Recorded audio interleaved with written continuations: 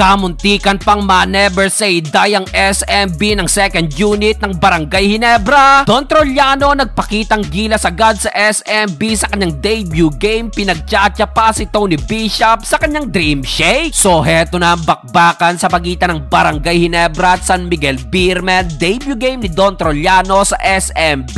Habang farewell game naman ito ni Ivan Aska na ready nang magiging kapalit na si Benny Boatwright. Pero still hindi pa rin makakalaro si Scotty sa Ginebra. Ganun din si Junmar, pero si Terence Romeo balik lineup na sa SMB. Well, opening quarter kasama agad sa starting lineup ng Beermen si Don Trollano na agad nakuha rin ang kanyang unang punto sa kanyang layup. Hot start ang simula ng Beermen led by Ivan Aska. Ayaw pa yatang umuwi matapos magtala ng 10 points sa loob ng 6 minutes. Dahil dyan umabante agad ng 7 points ang Beermen, 20-13. So far si Maverick Ahanisi ang kumakana sa opensa ng Ginebra na meron na ring 10 points. Dami nga lang turnover ng Ginebra. Simangot na naman tuloy si Coach Tim Cone. Under 2-minute mark nang ipinasok na rin si Terence Romeo. Na-welcome nga lang siya agad ng butata ni Japit Aguilar. Katakot-takot na posterize attempt naman ang ginawa ni Malonzo kontra kay Aska. Sayang at hindi nga lang yan nakumpleto kung saan natapos ang opening frame. Nagawang maibaba ng Ginebra ang lamang sa dalawa, 24-22. Second quarter, finally nakabutas na rin si Terence Romeo sa kanyang 5 straight points. Nasundan pa yan ng end 1 euro ni Don Trollano at dito na magana naman ang lamang ng Beermen sa 9 points, 36-27. Naputol na lang ang run na yan sa corner 3-pointer ni LA Tenorio. Kaso grabing sagot na naman ang ginawa ng Beermen with 5 straight 3-pointer. Tatlo dyan galing kay Chris Ross at dalawa naman kay Don Trollano. Pakitang gilas agad si Trollano na meron ng 11 points kung saan pumalo na sa 21 points ang lamang ng SMB at naibaba na lang yan sana sa 17 points ng Ginebra. Kaso Don Trollano again kumana ng corner 3-pointer. Balik sa sarado 20 ang lamang, 56-36 end of first 2 quarter. Start of the third quarter, di pa tapos sa pagpapakitang gila si Don Trollano. Nagpakita pa ng Dream Shake kontra kay Tony Bishop. Napapa-appear na lang si Terence Romeo pero after niya nakaganti ng 5-0